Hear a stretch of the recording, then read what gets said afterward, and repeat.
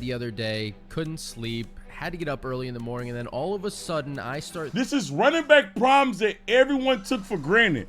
Man, let's really talk motherfucking business, man. Bro, there is nothing like watching a cold running back. Like, yeah, a cold quarterback, that beast, okay, I get you. Cold cornerback, that's amazing too. That's top tier, I ain't gonna lie. But bro, when you watch an elite back, you be like, man, I hate this cold. Thinking about all these great DeSean their wise cheered X100. Bro, I looked it up and Cody on Catfish that thought he was talking to Brittany was really getting scammed by a Nigerian in Africa, lol. Oh, if you got it, please send it. That nobody talks about anymore. How LeSean McCoy used to break people's ankles. Reckless Frog _TV cheered X100. You right, I love that game. He is early MVP favorite so far. Yeah, absolutely, bro. Nice, man. Chat. That code. Let me ask y'all a question. Do me a favor. And I'm gonna show y'all the format. I want y'all to say y'all team. Say y'all team and what running back, like which running back in their prime that you get to like watch and how nice that motherfucker was. Like, I want you don't gotta say how nice, but what team? Look, so I'm like Texans Foster. Basically. Like, I'm a Texans, I watched that Arian Foster prime. That motherfucker like he was skating. Trey _only cheered X100. LaDainian Tomlinson really don't get the respect he deserves. Man, beast. I honestly, I don't think that's the case, but you know what? I maybe. All right, Dolphins, Ricky Williams, Eagles, Shady, Eddie Lacy, Packers, Ahmad Green, tough. Damn Foster, the only good running back y'all had. He's the only running back we had with an elite season, yeah. But Joe Mixon having a pretty good year.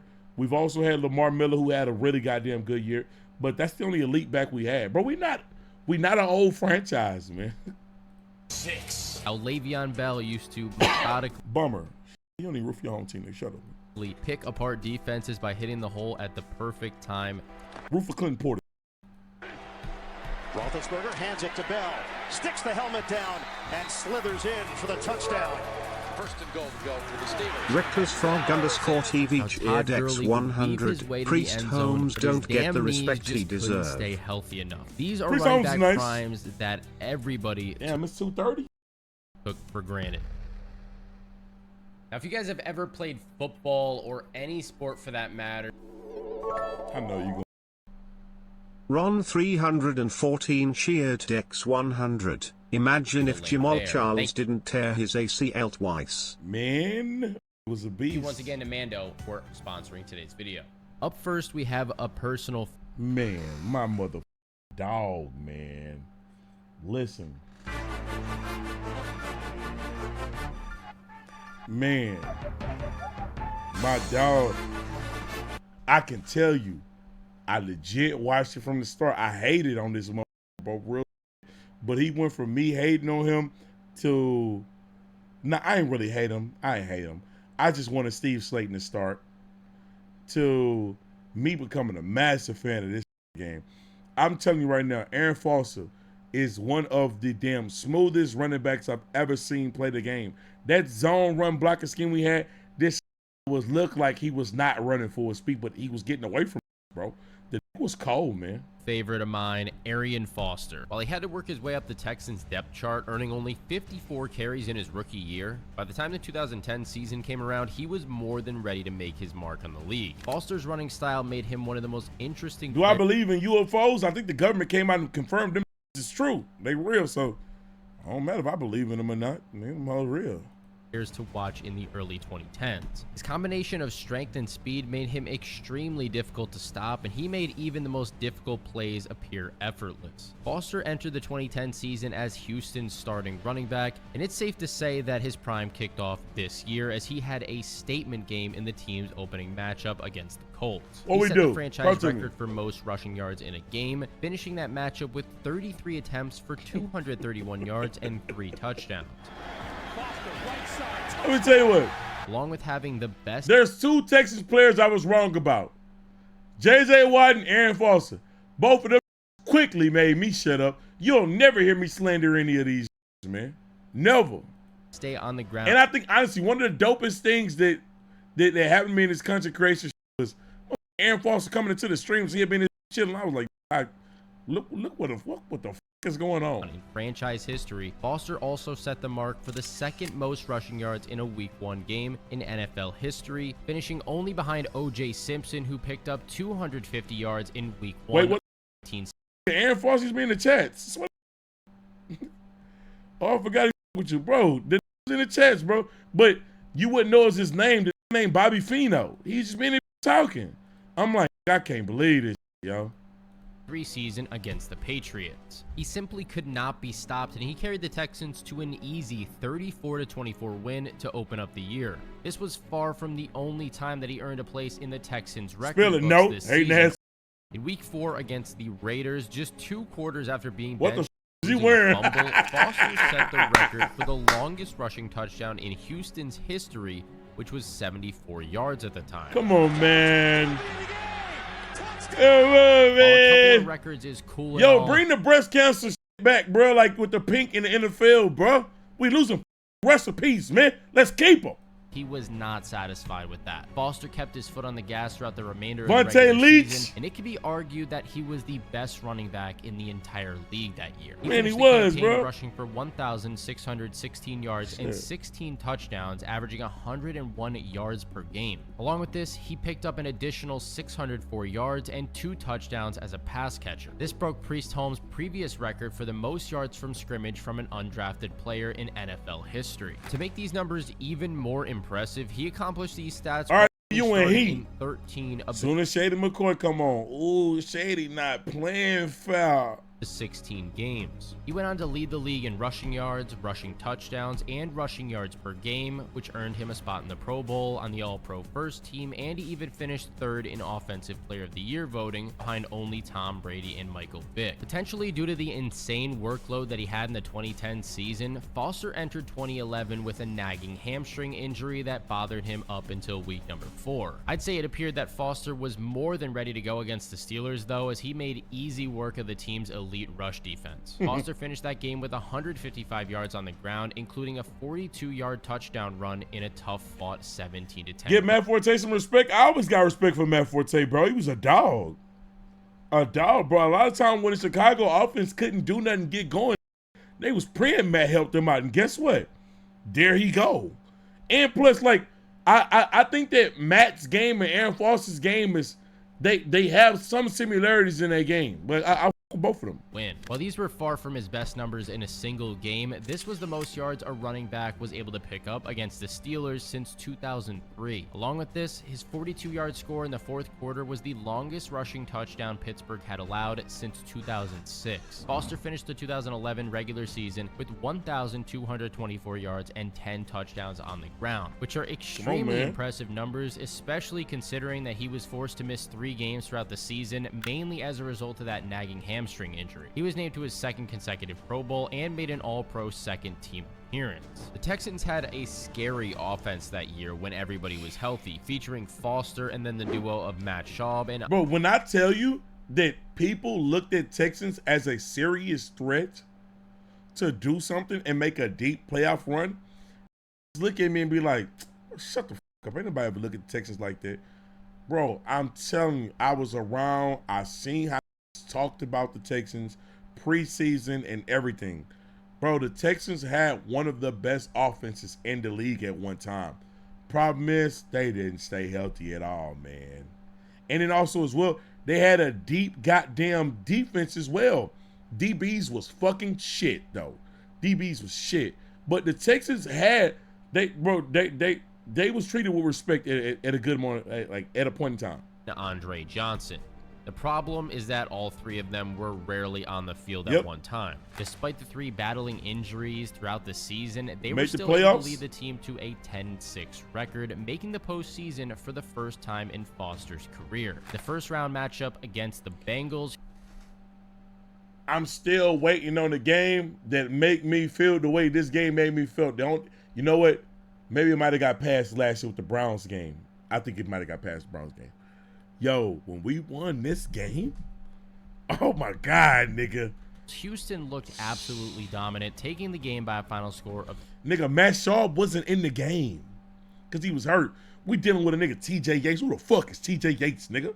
Boy, shout out to the Bengals, nigga. Every time we play out in the playoffs, it's a win. I have no problem with y'all niggas. 31-10. Foster found the end zone twice in that game. However, in the divisional round, they met their match. I'm tired of y'all ruining my life.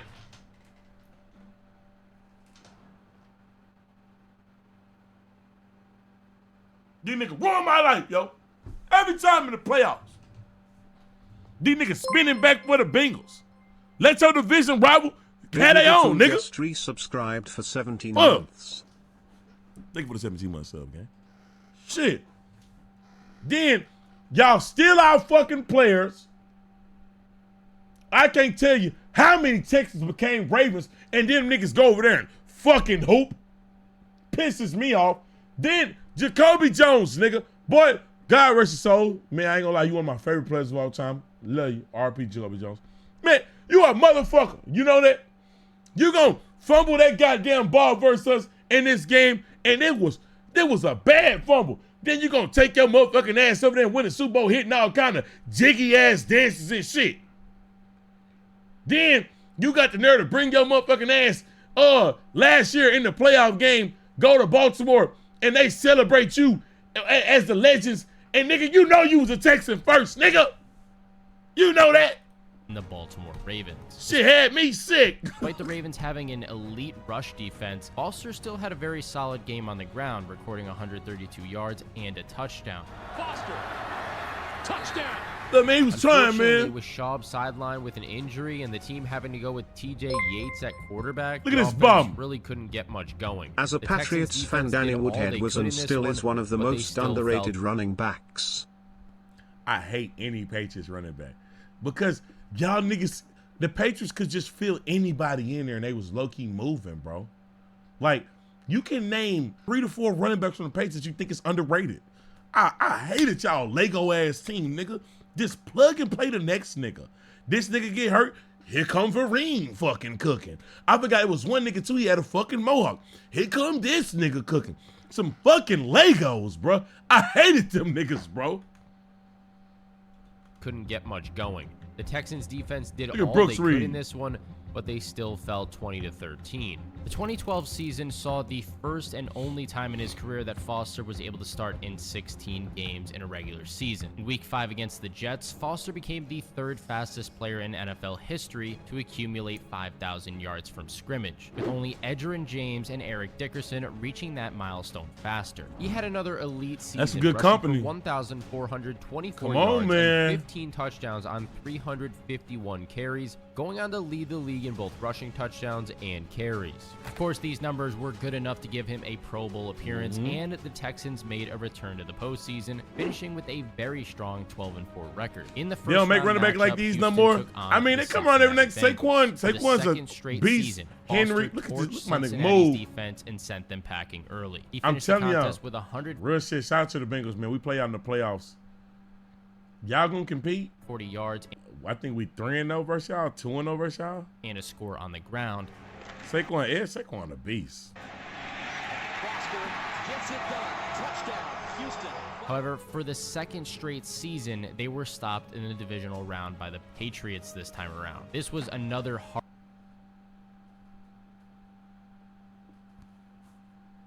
heartbreaking loss for the Texans. This loss, while the first Bengals win, I was so excited.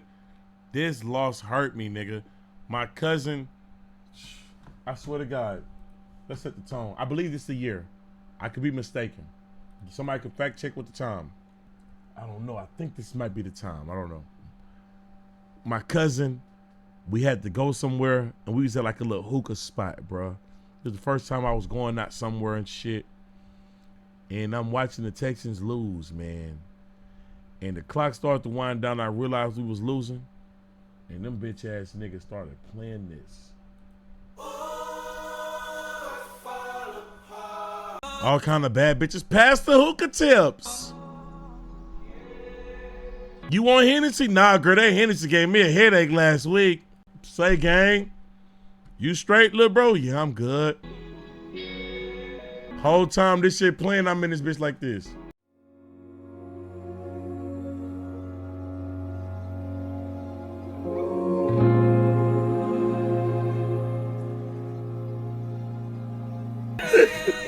That been hurting, bro. I'm in it, man. That sports shit whack, bro. That sports shit whack, yo. That shit really break your heart, yo. Yo, that shit break your heart. He's falling by a final score of 3 touchdowns for Tom. It was Ridley. Look at these Lego niggas, man. But the way this nigga ran with the ball, he is one of my favorites. Rest in peace, gang. Yo, man. Them Lego ass running backs, man. Ridley, bro. I said it was something. I couldn't remember this nigga name, man. High formation and a handoff to Barber. Oh, rest in peace. Bro was straight. Breaking a tackle across the 10 to the pylon. Touchdown, Marion Barber. What a run, 28 yards, and the Cowboys. Hey, Chet, I feel like we can be some real niggas and say the Cowboys have had some players. While I don't like their team, I respect the fuck out of their game.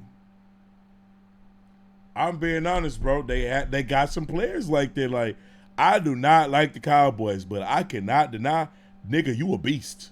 Motherfucker, you cold. What's my nigga name? The nigga, he covering his ears. What's that nigga? The fucking defensive nigga, bro. I'm tripping, bro.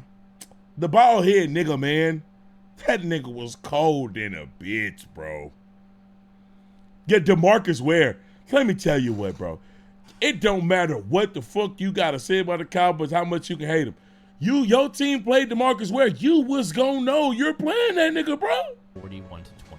Foster had a strong performance, though, picking up 90 yards and a touchdown on the ground, along with pulling in 7 passes for 63 yards and a touchdown. It's 4th down and 1. Gotta go for it. All those points down. Arian Foster hit. Great second line. The ball on 4th and goal. There's Arian Foster. Sadly, the 2013 season marked the beginning of the end for Foster's reign Yeah, of terror man. over the league. He suffered a back injury before the year even began that kept him limited throughout the preseason. While he roughed it out through the first 8 games of that year, it quickly became too much and he had to cut his season short. He returned to playing at an elite level once he recovered from his back injury. He missed only 3 games this year and was showing flashes of being the same player that he was a few seasons Oh my God, him and Alfred Blue, bro. Respectable 1,246 yards and 8 touchdowns on the ground. This was enough to earn him his final Pro This Bowl bald head appearance nigga, of no, his career. nigga. He spent the remaining 2 seasons of his career in a constant fight with injuries, only being able to take the field 8 times over that span. The insane workload that That he ain't took on shit, during Trey. his prime with the Texans I was in had Dallas to when be they a beat main my cause of Miami Foster's Heat and decline. my After uncle years of took being me to the workhorse back, championship he could no parade. longer handle it anymore. Oh no! Hey, your uncle out of line. Hey, you had the championship parade of niggas goddamn dancing on your team, Greg. A relatively short run bro. of 4 elite Oh, seasons man, in 5 bro. years, but this could also be one of the main reasons why Foster is rarely talked about despite his dominance over that span. To this day, he is still the greatest running back in Texans history, holding 4 of the top 5 spots in franchise history for single season rushing yards. Up next, we have LeSean McCoy. As an Beast. Eagles fan, Beast. this one hits home for me. A reasonable Shifty. Eagles fan, that is. Don't get it twisted. All right, I'm not fighting people in the crowd, but Shady was an elite speed back who Shifty. could turn on the afterburners and score on any given play. Pairing this with his one-of-a-kind ball carrier moves, and there were very few defenders that even had I a always chance thought of this getting nigga a was gonna hand fumble on the him ball, in the but open field. While he man, look posted at this over nigga. 1,000 yards on the ground in the 2010 season, his prime really didn't kick off. Look at this nigga, y'all. He putting Shady. Hold on, I'm about to get prime time, motherfucker. He told me to settle down and stop cheering on my favorite running back, Arian Foster. Talking about some RIU and Heat. Soon as he sees Shady, they didn't even say no stats. Shady, stop! Nigga, you're sick. You understand me? You're sick. Until 2011. Niggas here burning there. That's fucking rude, nigga. Even though he couldn't be stopped, he wasn't quite getting the carries necessary to lead the league in stats such as rushing yards. There were a handful of games where he received less than 15 carries. Looking back at Arian Foster, there were games where he would get the ball over 30 times, but Shady didn't need the ball that many times to make things happen. Damn. The Eagles finished the season with an 8-8 record, but coincidentally, they were 5-1 in games where Shady rushed for over 100 yards. Despite his inconsistent workload depending on the game script, McCoy still had a very strong season, rushing for 1,309 yards and 17 touchdowns, along with leading the league in rushing touchdowns. These numbers earned him a spot in the Pro Bowl and on the All-Pro first team. In the following season, McCoy took a bit of a step back statistically. This came as a result of him missing 4 games due to a nasty concussion. However, in 2013, where he played in all 16 regular season games for the first time in his cheered career, Dex Shady 100. absolutely The way he showed out. This torched was my an elite Lions in that Philadelphia snow Eagles game offense made me that cry. was headlined by McCoy and star I'm wide sorry, receiver bro. DeSean Jackson. Bro, it's crazy. Sports is so cruel. We all got a player that this bitch ass nigga hurt my feelings, bro. 2 players who possessed otherworldly speed. After a That strong shit ain't performance right, bro. in the opening game of the season, picking up 184 yards and a touchdown on 31 carries, he showed his versatility the following game. While Philly didn't use him much as a rusher, picking up only 53 yards on the ground, he killed San Diego as a pass catcher. The best game of McCoy's NFL career came there you in go. one of the There you go, coolest settings for a game Trey. in recent Trey history. only, I'm sorry, bro. I got The you. Eagles took on the Lions in what I would call a snow bowl. Philadelphia received a massive snowfall totaling over 8.5 inches. While this could not have been too much fun to play in, or maybe it was, it made for an Look at that nigga. He ain't got no sleeves on. He jigging in this bitch. extremely interesting game to watch. It was extremely difficult to move the ball in these conditions. Players had trouble holding on to the ball. Nobody could hold on to that thing. And on paper, Oh shifty my and speedy God. players like Shady should have had an awful game, but after a second half explosion, McCoy set a career-high 217 yards on the ground. If you're the Eagles, you know you're giving it to LeSean McCoy. He just made people look silly in the white stuff. That nigga is gone, bro.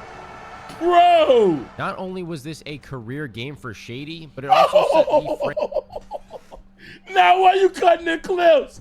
Bro, he got niggas following this franchise bitch. record for the Eagles, the previous record being held by Steve Van Buren at 205 yards. Trey Games like underscore this one only propelled cheered McCoy Dex to leading the 100, league with straight murder dog. 1,607 yards on the ground. And Hey, along bro, I with know how this, that shit feel, bro. Like, bro, this bitch ass nigga just want to have a career day to day, huh? also led the league with 314 carries and 100.4 rushing yards per game. These very impressive numbers earned him another Pro Bowl and All-Pro first-team appearance. Along with this, he finished second in Offensive Player of the Year voting, losing the award to only Peyton Manning. Philadelphia made the postseason for the first time in Shady's prime that year, taking on the Saints in the wild card round. He had a solid showing, posting 77 yards and a touchdown. However, the Eagles came up just short, losing 26-24. And thanks to Chip Kelly after this season, losing 26-24. And thanks to Pulls up, three-pointer. Bang! Bang! It's good! after this season, McCoy spent only one more year with the Eagles. So his first meeting, though, he calls me up and said, hey, I got a team meeting next week or whatever, you know, because off season. I said, yo, I'll be there. You know, I'll be there with all that. So I call him back probably like 2 days later, like, yo, look, my best friend died. My best friend's dad died. So I'm going to the funeral and all that. So I can't make it to the first meeting. He says, cool. He calls me back. Hey, LeSean, takes a deep breath. So I'm like, all right, that's some bullshit about to happen. Okay, I could just hear it. He says, I really need you there, man. One of our best players, one of our leaders, got to be there in my first meeting. So I said, well, look, man, I ain't going to be there, coach. I told you this. I'm not going to never. Nigga, somebody died, bitch. The fuck? A new relationship, not going to lie to you. I think that caused a rocky start, right? So that was my first rocky relationship with him. And since then, I mean, y'all know the story. It's been bad. His final year with the team came in 2014. He was still playing at a very high level and even became the all-time rushing leader in Eagles history during that season. He finished the year with 1,319 yards, which ended up being third in the league and only 5 touchdowns on the ground. While he struggled to find the end zone, this was due to the lack of touches that he received around the goal line. He was splitting carries with Darren Sproles. Oh, they was hitting him with that Jalen Hurts shit, huh? Soon as you get close, I got it, big bro. And Chris Polk in most goal line situations. Despite this, McCoy made a return to the Pro Bowl, and in the offseason, he was traded to the Bucs. Chip worse than King Von. Do you know what you're typing on your phone? Do me a favor, man. Put your phone down and go for a goddamn walk, yo. Go for a damn walk, Buffalo bro. Bills for Kiko Alonso. Trash trade. Absolutely terrible trade for the Eagles. Just because Kiko was from Oregon and so was Chip Kelly. That's why I traded for him, okay? Once he got to Buffalo, Shady was well on. How was Kiko over there with y'all? On pace to have a great debut year, but a nagging hamstring injury limited him early in the season, and his year ended 2 weeks early with an MCL injury. Despite this injury-riddled season, McCoy still made a return to the Pro Bowl, posting 895 yards and 3 touchdowns on the ground. He looked much more like himself in the 2016 season, being able to play in 15 of the Bills' 16 regular season games. He had arguably the best year from a Bills running back in a decade and a half, posting 1,267 rushing yards and the most from a Buffalo player at that position for 54 months. Along with this, his 13 touchdowns on the ground tied for the second most in franchise history. Leave them people alone. Leave them another NPCs Pro Bowl alone. appearance to his resume, something that's very impressive to pull off, especially coming off leg injuries at nearly 30 years old. The final season of Shady's prime came in 2017. This season marked the final 1,000-yard rushing season of his career. Get us off the damn screen. He found the end zone 6 times on the ground compared to his 7 rushing touchdowns that he scored in the following 3 seasons combined. His efforts played a huge role in the Bills making the postseason, and he was named to the Pro Bowl for the 6th. I remember the Shady Bill, Bill Shady on the Bills. Sorry, that motherfucker was nice. And final time in his career. In the playoffs, the Bills took on the Jaguars in the wild card round. This was a defensive battle on both sides, and the Jags did an incredible job of keeping Shady in check. 2nd and 5, McCoy. I remember the year when the Jaguars, when it was soon after they changed to these uniforms, they had one of the best defenses in the league. Like, that was legitimately a Super Bowl level defense. That team just sucked though. Down. That's where they're going. With McCoy. While he failed to find the end zone, he still had a solid game with 75 yards on the ground and pulling in 6 passes for 44 yards. All that they had a scary wasn't quite defense enough, though, with Jacksonville still. It was that year. Oh, okay, nigga, this defense was scary, coming out nigga. on top by a final score of 10-3. Shady's decline damn primarily defensive came game. as a result of his age. Once he hit that 30 mark, he began to fall off statistically, but that's not something out of the ordinary. Players like McCoy, who rely heavily on their speed and agility, typically begin to lose their edge much sooner than 30. While he served mainly as a backup running back in his final 2 seasons, I was glad to see him come away as a 2-time Super Bowl champion as a member of the Chiefs with Andy Reid once again. I don't even remember that nigga getting rings. And with Tom Brady and the Bucs. Up next, man, I deleted that shit from my goddamn mind. we have DeMarco Murray. He spent his one of this motherfucker. I'll never forget you, DeMarco Murray.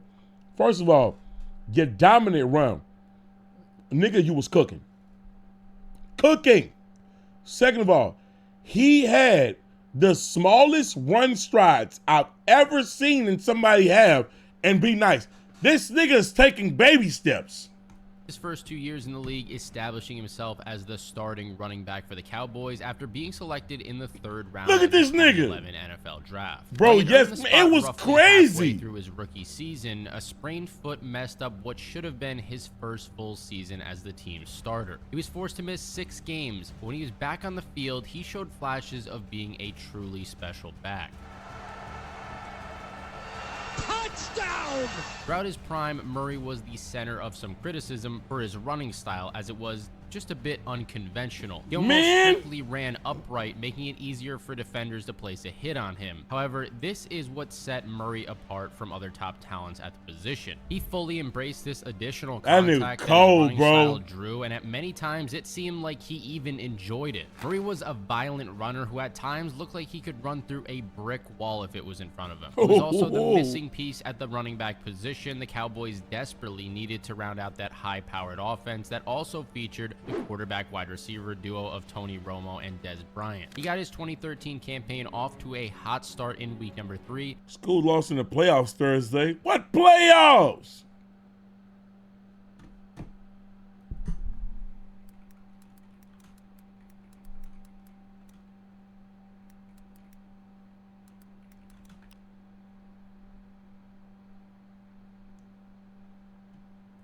When Dallas Hightower lost to oh shit. took on the Rams. I ain't gonna lie, ever since I graduated, I left them niggas behind. Nah, let me stop. I actually seen some Hightower gear in the store the other day. I was like, I'm gonna buy it. Shout out to Hightower, bro. Murray posted a season high one. Hey, I seen a cold ass high school football game actually. It was a team, they had a trash ass record. They was on a backup quarterback and beat a team that was 8-2. 175 yards on the ground and also found the end zone. This was a cakewalk of a win for the Cowboys, and they made easy work of the Rams in this one, coming out on top been asking me, what y'all Houston niggas doing in this goddamn chat? A final score of 31-7. Murray was well on his way to having his didn't they go from Murray right into Elliott?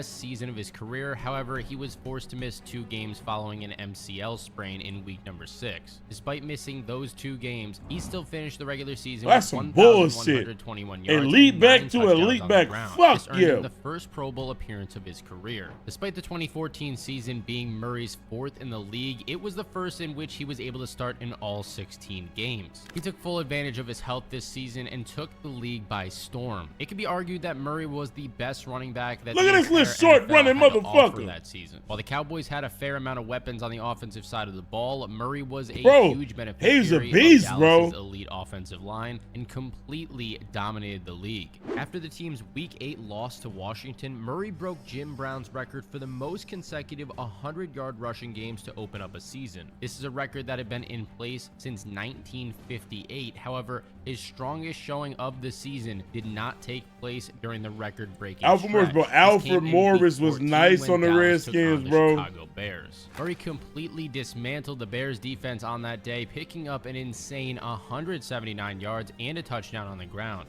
Right. You got to go for it. I mean, he had a lot of momentum going in. This offensive line was playing. I don't know. Maybe I'm biased. I did actually think this is the best era of football. My only problem was the Patriots kept winning.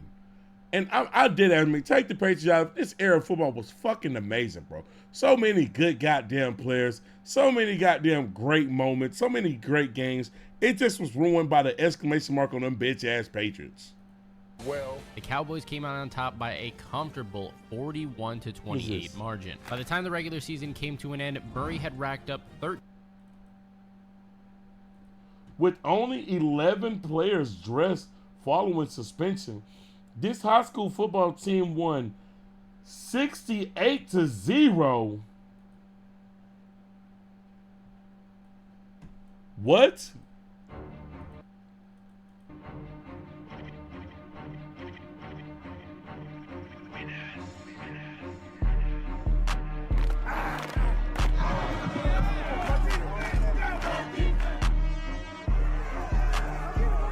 Now a pass deep, and it's Oh, no wonder they was ass. Picked off by Jalen Stanford.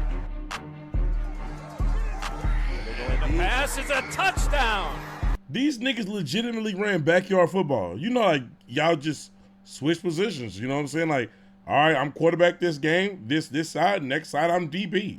First pass they only got 11 players. To Lil Green. Gets past the defender and busting into the end zone. Hawkins with the touchdown. Oh, that other team ass in the bitch. Wicks busts out of it, goes right side, 30, 20, 10. Trash to the motherfucker, man. Touchdown, Lenny Wicks. 11 players only 11 fucking players. 10 played on defense in this Westinghouse team. Only 10 played on defense?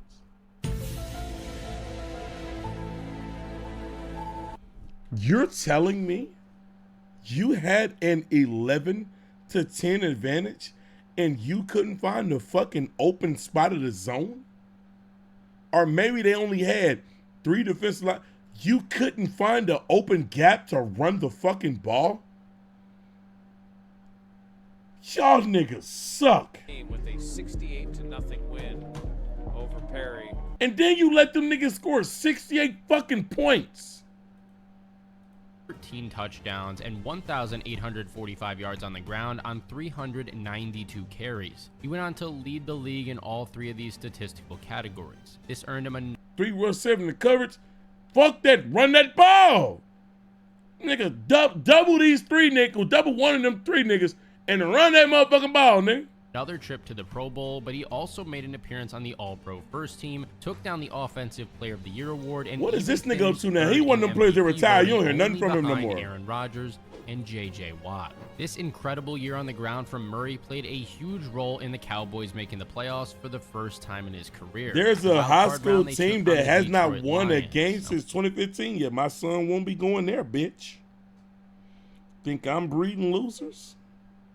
Absolutely not, nigga. Murray continued his dominant style of play from the regular season and was the Reckless Frog _TV Eardex 100. Stop hating on my Patriots, that's why we put belt to ass on them, sorry ass Texans. While the Lions did a better job than most teams, I could win in life if I cheat too. This rushing touchdown began the comeback that saw Dallas score damn Lions, they just keep fucking with y'all to win the game by a final score of 24-20. In the divisional round, the Cowboys would meet their match in the Green Bay Packers, though. Murray every time in the playoffs, if Green Bay is playing the Cowboys 9 times out of 10, BTA, nigga. Y'all know what the fuck that mean. That shit is no good for them. Once again showed out in this one, proving that the bright lights of the playoffs did not faze him in the slightest, as he picked up 123 yards and a touchdown on the ground. It's Tyler Clutch time. Not this one. Oh, word. Okay, it's a good game. Unfortunately, even this strong rushing performance was not enough for Dallas to come out with a win, and they fell by a final score of 26-21. Is this the Green Bay Packers that had B.J. Rodgers in them? That defense was nasty, bro. Shockingly, this went on to be his final game with the Cowboys, and he went on to sign with Dallas's division rival, the Philadelphia Eagles. Without the elite offensive line of Dallas blocking for him, Murray took a huge step back in his debut season. That nigga said, hey, after only don't say his name. That nigga was cold. I'm sorry, D-Rose. That nigga was a beast, bro. The least amount of yards a player had ever had 2 weeks into the season after winning a rushing title the year prior. To make matters even worse, he was forced to miss the following week with a hamstring injury. The Eagles ruined him. Season brought the momentum that Murray had built up over the past few years to a screeching halt. In fact, he lost his starting job to Ryan Matthews and Darren Sproles and went on to start in 8 of the 15 games that he played in this season. This was a year that Murray would have rather everybody forgot, and many believe that he would never be the running back that he was just 1 year prior. The 2016 season he had some cool seasons with the Titans, I believe, unless I'm just misremembering. Marked the final year of Murray's prime. In the offseason, he was traded from the Eagles after just 1 year with the team. This deal sent him to the Tennessee Titans along with a 2016 4th-round pick for a Titans 2016 4th-round pick. Obviously, John and Coach Malarkey for giving this exciting opportunity to join a prestige organization and trying to revive them. Yeah, the Eagles ruined them. A lot of hard work to do, and I look forward to competing every day. Alongside BTA equals balanced trades appetite. Joy and promise. While he was far from the that same back that led the league in rushing yards thinking about this shit, y'all. Murray was playing at a much higher level in Tennessee than he was in Philadelphia. He was able to take the field and start for the Titans in all 16 regular season games. Murray put together an elite 5-game stretch from week 6 through week 10 in which he found the end zone on the ground at least once a game. He finished the year with 1,287 yards. I knew he had a cool season with the Titans. I knew I wasn't tripping. Third and final Pro Bowl appearance of his career. Shockingly, Murray's decline decline came faster than anyone could have expected. He lasted just that one more uniform season is in the league ass before he was forced into retirement. This decline mainly came as a result of a very tough 2017 season that ended with a serious knee injury that forced him to miss the entire Titans playoff run. Murray was 29 years old in the 2017 season, and a running back successfully bouncing back from a knee injury at that age is just almost unheard of. Up next, we have Le'Veon Bell. Now, Bell was a very unique back and arguably... I can say all of these running backs on this list, I never watched none of them in college. None of them. Le'Veon Bell is the first one on this list that I've actually watched him in college. First game I watched of this motherfucker, he hurdled somebody. And I said, who the fuck is that? I mean, jumped straight over that nigga, bro. And I kept watching Michigan's game. I think it was actually him and Kirk Cousins on the same team, if I'm not mistaken.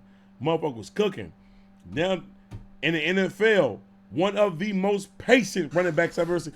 Probably the most patient running back I've ever seen. I think he's the most patient. I've never seen a nigga take so long to run the fucking ball, but then be gone. Now, CTE got him, y'all.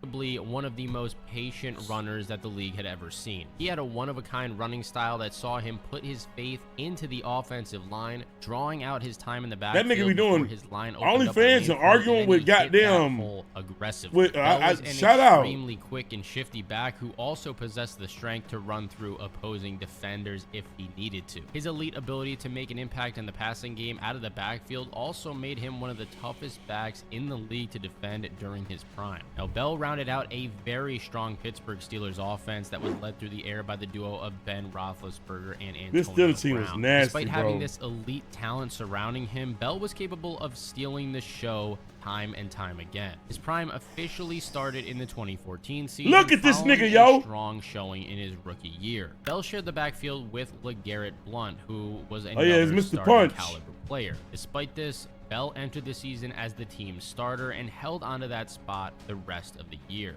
He opened the season on an elite tear, posting 100 or more yards from scrimmage in the Steelers' first 8 games. Team CTE, yeah, we got to talk about what these Steelers doing to people out there, man. I think it must be all that smoke in that air, man. These players don't be the same, y'all.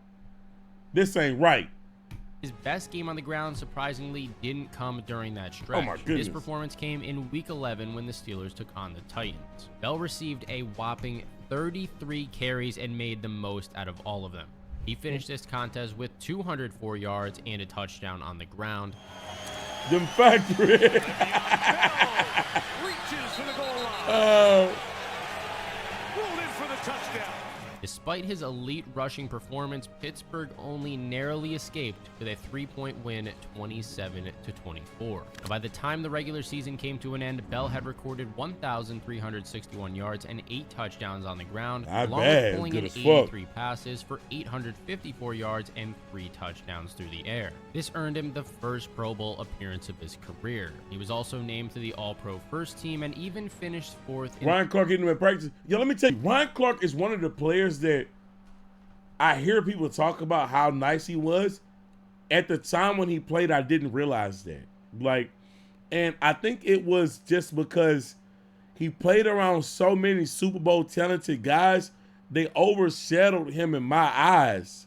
So I'm not saying he was bad. But now when I hear niggas, they be like, that nigga Ryan Clark was cold as fuck. I'm like, damn, for real?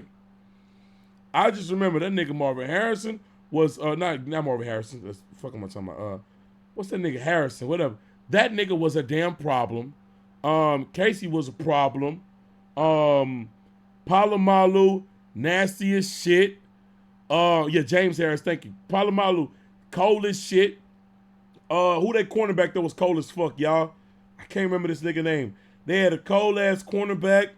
I think RC was colder than him. Yeah, Ike Taylor, that team was just nasty. That team was ridiculous, bro.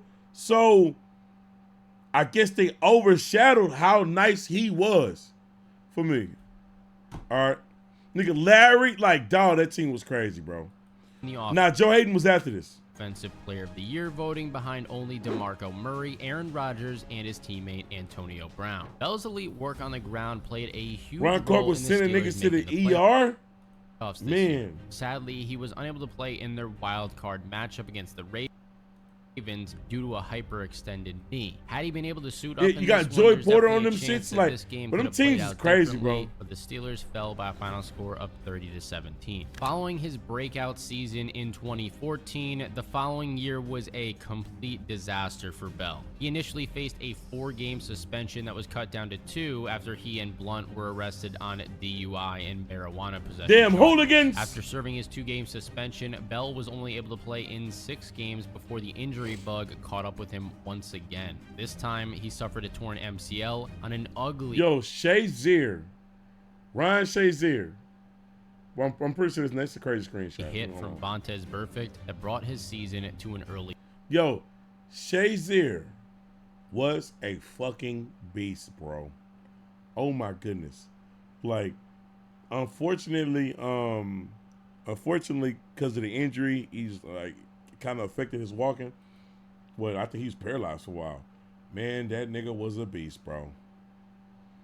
Then he got injured. Then he became a super damn freak. And then that nigga just get caught cheating. He was cheating crazy too. I ain't gonna lie. If you get paralyzed and your girlfriend nurse you back and be with your motherfucking ass and help you walk, and then your ass get your legs back and start fucking other bitches, boy, you a piece of shit, nigga. Real, I'm telling you, when people cheat, it ain't my business. I don't care. I really don't care, because what they gotta do with me? Okay, that's between you and your wife. But this is a different circumstance, nigga. But your ass got your legs back to go walk out the door. You is a whole ass nigga, bro. So many other women will leave your ass, bro. That's crazy. Ben Roethlisberger going out of bounds, gets rolled up on, both legs crumple underneath, and you see Bell immediately grabbing his right knee. The 2016 season started very similarly to 2014 for Bell. He started the year once again on the league suspended list. Game is game, man. Don't say that nigga name. I see that nigga smoking Fent on stream. Time facing 3 games after violating the league's substance abuse policy. Despite getting a late start to the season, he more than made up for it. Bell had arguably the best game on the ground in Steelers history in Week 14 against the Buffalo Bills. He was a man amongst boys in this game and arguably single-handedly won this matchup for the Steelers. He finished the matchup with an insane 236 yards and 3 touchdowns nigga need help, man. He don't need help. He know what he doing. For another 62 yards. Bell's 3 touchdowns alone would have won Pittsburgh this game. However, they still came out on top Josh Gordon. by a final score of 27. I don't think anybody that watched football around this time will ever forget Josh Gordon, like ever. Like, I just think that's like a common name because he's one of the biggest what-if stories from this era. This was a record-setting day for Bell. He set the Steelers franchise record for the most rushing yards in a game with his 236-yard effort. Despite spending 3 games sidelined with a suspension and sitting out the final week of the year after the team had already clinched a playoff spot, Bell still picked up 1,268 yards and 7 keep having decent season. I ground, keep looking at the along numbers. with pulling in 75 passes for 616 yards and another 2 scores. He also continued his run of dominance into the early part of the playoffs. In the wildcard round, Pittsburgh matched up against the Dolphins. Miami was yet another team this year that had no answer for Bell, and he went on for 167 yards and 2 touchdowns on the ground. Steelers comfortably won this opening round matchup by a final 167 on the ground, crazy. In the divisional round, they took on a very talented Kansas City Chiefs team. This was a game that went down to the wire. The Chiefs were able to keep Bell out of the end zone. He still finished with 170 yards, and Pittsburgh came out on top 18-16 though. 170, However, in the no AFC touchdowns? Championship game, they finally met their match in the New England Patriots. Pats kept Bell in check, only allowing him to pick up 20 yards before leaving with a groin injury before halftime. The Steelers were dominated. They heard him, yo, targeting both sides of the ball in this one and fell by a final score of 36-17. Final season of Bell's prime came in 2017, where he played all but 1 game. sitting out the final regular season matchup of the year against the Cleveland Browns. He had one of the best years of his entire career. Fucking Eric Fisher, why you bring up Eric Fisher? Coming in week number 4 against the Ravens. In this matchup, Bell was able to pick up 144 yards and 2 touchdowns on the ground in a dominant 26-9 win. Give it to Bell. Bell is in. Touchdown Steelers. Roethlisberger hands it to Bell. This might be a crazy take. I dead ass believe that if the that if the Ravens and the Steelers is playing, it should never be an early game. They should never play at 11 p.m. I think it was at 12. Should never play at 12. Now that 1 o'clock window. This should be a damn near afternoon to primetime game every time. Best rivalry in football, in my opinion. Only rivalry after this is the Eagles and Cowboys. I mean, bro, these niggas is nice. Reckless Frog underscore TV cheered X100. Vontaze Perfect is the reason why Bell and Brown got cut. That nigga Perfect was hella dirty. Man, that motherfucker was crazy in college. You know Perfect was supposed to be a first-round pick, right? I'll never forget Vontaze Perfect picture in college pointing at somebody. I wonder what he doing in life.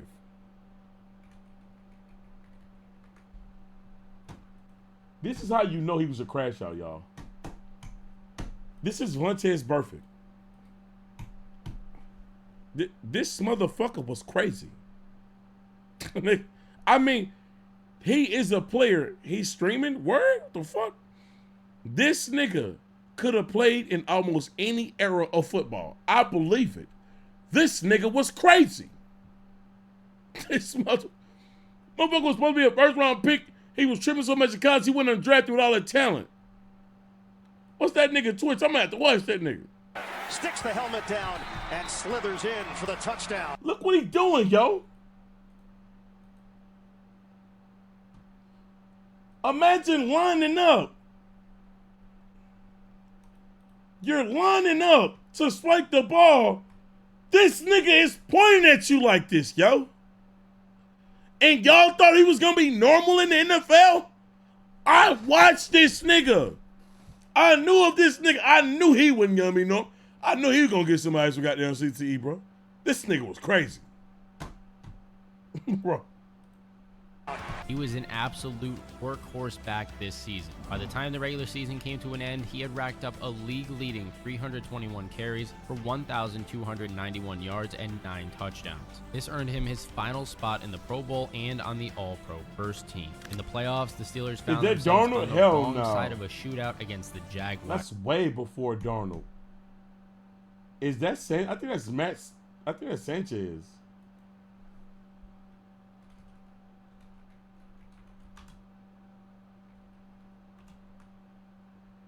Nah, Sanchez wore 6. Who the fuck is that? Yeah, I ain't lying. I don't know who the. Oh, Barkley! Oh shit! This nigga unlocked the fucking memory, bro. Dog, Barkley was so cold in college. Matt Barkley, nigga. Niggas don't know about Matt Barkley, bro. Unlocked, bro. Football was so good, bro. Man, I thought this nigga was going to make it in the league. He was not good in the league, bro. He wasn't good. He wasn't good. Bell had a well-rounded game, picking up 67 yards and a touchdown on the ground, along with pulling in 9 passes for 88 yards and a score. However, all that work from him was still not enough, and the Steelers were narrowly beat. He fucked himself over coming back his senior year. In the offseason, should have left as a junior. Same thing happened to Jake Locker. If Jake Locker left a year early, he would have been a first-round pick. Were in heated contract negotiation. He spent the previous season on the franchise tag and made it clear he would not play if he was tagged again. After turning down a 5-year, $70 million deal, he did just that and sat out the entirety of the season. Bell was never really the same back again after he returned. The heavy workload and injuries he went through as a member of the Steelers, along with joining the Jets and failing to reclaim his top running back status in the league, spelled the beginning of Bell's decline. Now we're going to take a look at the prime Oh my God. Oh my God. One of the most underrated running backs of all time. Easily. Often disrespected because he never played for nothing because his team sucked. Never seen a running back like Maurice Jones-Drew. Don't know if I'll ever see nothing like this nigga again. This nigga was a dog, man. A dog, bro. Twice a year, he would shit on my fucking team. Twice a year. Him and that weak ass David fucking Garrard. David Garrard want to be weak all season. Play versus us, he want to have a good game. David Garrard to Mercedes Lewis. I was tired of hearing it. Tired of it, bro. Maurice Jones-Drew. Now, it took a while for Jones-Drew to break through as the starting running back for the Jacksonville Jaguars, as the team already featured Fred Taylor. After outplaying Taylor during the 2008 season, Jones-Drew finally earned his shot as the team's starting running back in the 2009 season. To Maurice Jones-Drew, and he pushes his way to the end zone. Touchdown, Jaguars! He was a running back that would have dominated in any era. His running style is comparable to those players like Saquon Barkley and even Barry Sanders. Extremely well-rounded back who did not really have... I'm going to tell you the truth. I don't agree with those comparisons. Like, this nigga, like Barry, I'm not going to say Barry wasn't physical. And I know Saquon to get physical. This nigga is way more physical than them niggas. Like, this nigga was seeking the contact. And he would get low. You know, low man wins. He's small as fuck. He would low-key run your motherfucking ass over. It ain't no low-key. He'll run your ass over. Any weaknesses in their game. In only his first season as a starter, Jones-Drew was already being recognized as the most... Think I'm lying, nigga? In only his first season as a starter, Jones-Drew was already being recognized Get the fuck off as me. the most versatile back that the league had to offer. By the time the regular season came to an end, he had torched the league for 1,000. Trey run when the fool ready.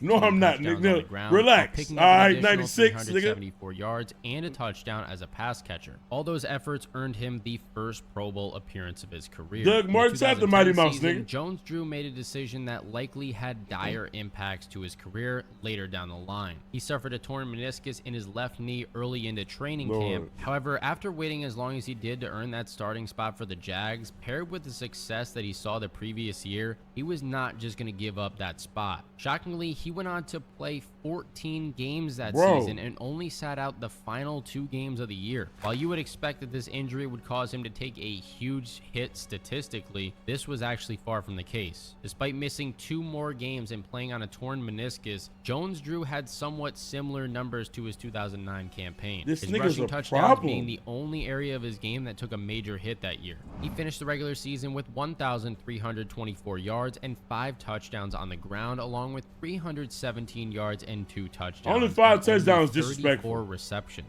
Jones-Drew made a return to the... I just gotta feel like 5 touchdowns had to be play calling. Like, only 5, but nigga beast, bro. Pro Bowl in what is one of the craziest, least known about seasons in recent NFL history. The final year of his prime came the following year in 2011. This was by far the strongest showing from Jones-Drew in his entire time in the league. He was a one-man machine on offense and was doing everything in his power to keep the Jaguars above water. His best game of the year and arguably his entire career came in Week 14 when the Jags took on the Bucks. Jones-Drew proved exactly why he was looked at as the most versatile player at his position, finishing the contest with 85 yards and 2 touchdowns on the ground, along with 51 yards and 2 additional touchdowns on 6 catches. He finished the game with 24 points all on his own, setting the record for most points scored by a single player in the 2011 season. Jones-Drew could have hypothetically won this game all by himself with his 24 points as the Jags came out on top by a final score of 41-14. This level of dominance in every aspect of the game defined his 2011 campaign. He finished the regular season with 1,606 yards and 8 touchdowns on the ground on 343 carries, leading the league in both carries and rushing yards.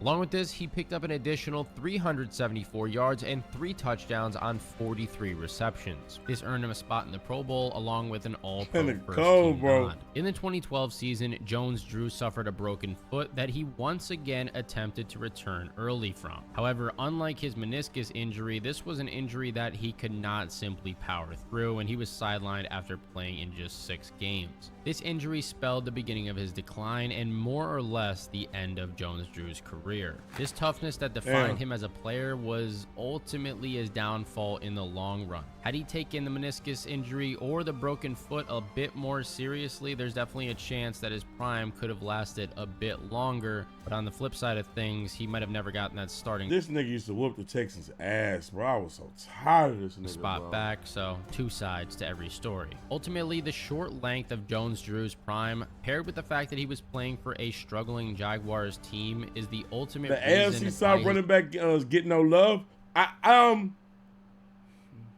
don't know. Like, it's crazy to say that. I never thought about it like that. All I know is, bro, we got some amazing running backs in the goddamn AFC South, period. You got Jones-Drew, you had Foster, you had Henry, you had Johnson, you had Taylor for the Colts, you got Elgin for the Colts. It's been some great fucking running backs down there, bro. Great fucking running backs. Oh, I'm sorry, the NFC. I'm sorry, I thought it said AFC. His prime was underappreciated. Rounding out Taylor for the Jags? No, I don't think Taylor was really in Todd fucking Gurley. Crazy good. But he said NFC, yeah, my bad. But damn it, somebody said a name that I just thought about. I'm about to say something. I can't remember. Oh yeah, Fred Taylor, sorry. I don't think Fred Taylor played in the AFC South. Fred Taylor was playing when they was in the divisions with or if he was in the NFC South, it might not have been that long. I know Fred was playing when they was in the division with the Ravens, I think. If I'm not mistaken. Out our list today, we have Todd Gurley. He was the 10th overall pick in the 2015 NFL Draft, selected by the St. Louis Rams. With the 10th pick in the 2015 NFL Draft, the St. Louis Rams select Todd Gurley, running back, Georgia. In his prime, Gurley possessed a rare combination of power, speed, agility, and quickness that allowed him to completely dominate the league in only his rookie year. He sat out the first 2 weeks of the season, but made his NFL debut in week number 3 against the Steelers. This was a bit of a letdown debut, with Gurley struggling for just 9 yards on 6 carries while making only 1 catch for 5 yards. However, he quickly bounced back and became one of the most promising young backs that the league had to offer at the time. Look at this nigga, bro. They give it to Gurley, running left, trying to get to the corner, turns the corner, it's a 5, dive into the pylon, he's in. Touchdown, Todd Gurley. He had racked up 566 yards in his first 4 starts, which was the most in league history since the AFL-NFL merger. By the time the regular season came to an end, Gurley had proven himself as not only the best rookie in the league, but also one of the top talents at the running back position already. He finished the regular season with 1,106 yards and 10 touchdowns on the ground, which earned him the Offensive Rookie of the Year award, a Pro Bowl nomination, and a spot on the All-Pro second team. Crazy. After a very impressive rookie year, that's what took my. I know that he season. Many were beginning to believe that this was a one-season wonder incident, and he was well on his way to becoming a bust. He failed to rush for over 100 yards in a single game that year, and in 5 of his 16 starts, he was held to under 50 yards. Gurley averaged a measly 3.2 yards per carry that year, and this is one that he would more than likely wish people forgot about. This more or less killed all the momentum that he had going for him after an elite rookie season, and he would have to once again prove himself as that elite level talent. With his back against the wall heading into the 2017 season, Gurley... But football is so crazy because it's a really what have you done for me lately sport, bro. This nigga had an elite rookie year. Had a little bit of a sophomore slump, and then niggas asking, is he a bust? Like, damn. Completely showed out and proved the haters wrong. The hiring of head coach Sean McVay completely revolutionized this Rams offense and likely saved Gurley's career. While his season got off to a slow start, only able to pick up 40 yards on the ground in game number 1, he was able to find the end zone. In week number 4 against the Cowboys, he proved why he was much more than a one-dimensional back, and he could also contribute in the passing game. Fake to Austin, Goff fires, catch made. Oh my God! For a Rams touchdown. He finished the contest with 121 yards on the ground and 94 yards and a touchdown as a pass catcher. While these 215 yards from scrimmage are great, they pale in comparison to what he had in store for his final regular season appearance. In Week 16 against the Titans, Gurley once again controlled every facet of the offense. On the ground, he torched the Titans for 118 yards. However, he I love the had Rams an even uniforms, I ain't stronger gonna lie. showing as a pass catcher, pulling in another 10 passes for 158. But I think the Rams, the dark blue with that gold is kind of underrated. I know they're going with the light blue a little more, but yards and 2 touchdowns. Our uniforms. By the time the regular season was over, he was once again Cook considered these as one of the niggas. top talents at the running back position. He recorded 1,305 yards and But led I love these uniforms, honestly. But I like the home team. The home was more. the league with 13 rushing touchdowns. Along with this, he put up 788 yards and 6 touchdowns on 64 The Navy ones, catches. yeah. He earned himself a spot in the Pro Bowl, the All-Pro First Team. I like the won Gold Horns, Offensive yeah, Player of the I Year, and prefer even those. finished in second place for MVP, just behind Tom Brady. It was I hate the MVP race, bro. I hate the MVP race. I hate the Heisman race. I promise. I'm about to stop looking at all of this shit, especially with quarterback win Heisman. I'm just so tired. All this quarterback glazing, gotta fucking relax and stop, nigga. Other positions are valuable and should be goddamn accounted for. Niggas having average ass goddamn seasons up in MVP races and shit. This shit is a quarterback only race now. Shit's trash. It's very clear at this point that the new offensive scheme completely unlocked Gurley's potential. Along with this, the Rams made their first postseason appearance of his career. However, this was a very short-lived playoff run as they were defeated in the first round by the Falcons by a final score of 26-13. Gurley had a solid game in this one, picking up 101 yards on the ground on just 14 carries. But if CJ was in the running, yo, screw. Honestly, you just swung and missed. Because I've been saying this before I knew who the fuck a CJ Stroud was. I don't give a fuck if CJ Stroud's in the running. That shit is trash. This quarterback favoritism, when it comes to these awards, goddamn, when are y'all niggas gonna have enough, man? Like, running backs have amazing seasons. They were like, oh yeah, but Tom Brady's team is 14-2. Nigga, fuck you, nigga. Tom Brady ain't even playing better than he played last year. Sadly, the 2018 season marked the final year of Gurley's prime. While he took a slight step back in terms of Like for Cooper, thank you. For Cooper Kupp to not win that fucking MVP, kick fucking rocks. rushing yards, he was a beast around the goal line. 4th and goal from the 1, and they give it to Gurley, and he could have run 20 yards. Once again leading the league in rushing touchdowns, this time with 17. Gurley, straight ahead, to the goal line, touchdown!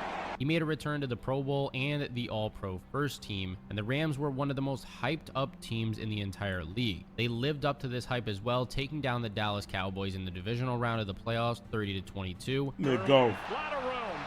Bro, now these uniforms, I ain't gonna lie, these gas though. These gas. Ordinarily Rams, I got some defeated the amazing Saints uniforms. 26-23 in the NFC Championship game. Oh, you gotta talk about what happened in this game, Saints. I'm so sorry. This stretch, Gurley accumulated 125 yards and a pair of touchdowns on the ground. In the Super Bowl, they faced off against the New England Patriots. This game wound up being a defensive battle, with Gurley not being able to TV get just anything going on resubscribed the for ground, 9 months. being held to Go just Pack, 35 go. yards. Shout out to the The Packers, Rams man. fell just short of glory in this one, losing by a final score of 13-3. What a weak ass Super Bowl. I love defensive games, but come on now. Surprisingly, the decline of Gurley began just 1 year after he led the league in rushing touchdowns and played a huge role in his team making it to the Super Bowl. Despite still getting a consistent workload, he just couldn't perform efficiently at all and do anything with his carries. This came as a huge result of his past knee injuries catching up to him, I believe. Back when he went to college at Georgia, Gurley suffered a torn ACL. In 2018, he suffered a sprained knee, and then in 2019, he was diagnosed with arthritis in his left knee. Young nigga, arthritis. He did still end Come up on, with bro. 14 total touchdowns in 2019, though. But after that year with the Rams, he spent a season with the Atlanta Falcons before remaining forgot about the unsigned Falcons. at just 26 years old. Whose running back prime do you guys miss the most? Also, let me know if you'd like me to make a wide receiver, quarterback, or tight end video similar to this one in the comments below. This is a great video.